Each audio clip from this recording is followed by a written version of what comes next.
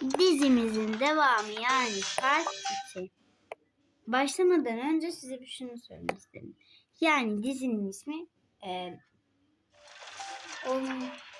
Ormanın Güzelliği miydi neydi, öyle bir şeydi. Hazırsanız dizimize geçelim. Evet, devam edelim. Yakup 80. Ay, gözlerim görmüyor valla. Dur ben bunu bakayım. Şimdi anladım. Yakup 32. Aferin çocuğum, aferin. Tövbe tövbe, bismillahirrahmanirrahim. Neyse. Merve zaten gitmiş artık. Merve 84.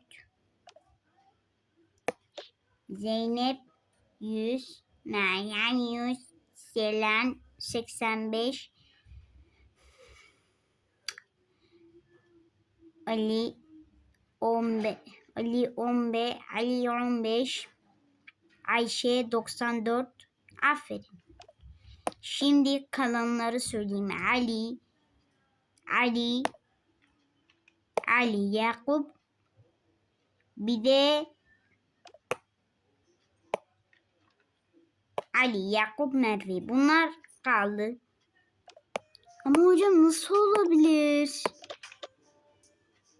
Nasıl olabilir? Oldu yani. Dosyalarımı silmeyecektin. Bana sana 100 verecektin. Ama olan oldu artık. İş gitti.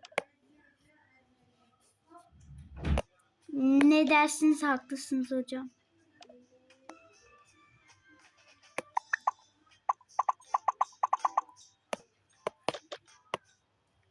Neyse. Geçenler ise Zeynep'le Meryem, bir de Ayşe. Aferin size, aferin çocuğum. Her gün öyle çalışıyorlar.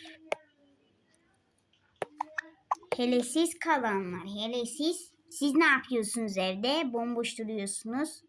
Yemin ediyorum 8 Haziran sizin mayınız var. Yani haberiniz olsun. Tamam mı? Hemen geliyorsunuz. Ay müdür bey, size ne kadar teşekkür etsem azdır. Lütfen affedin.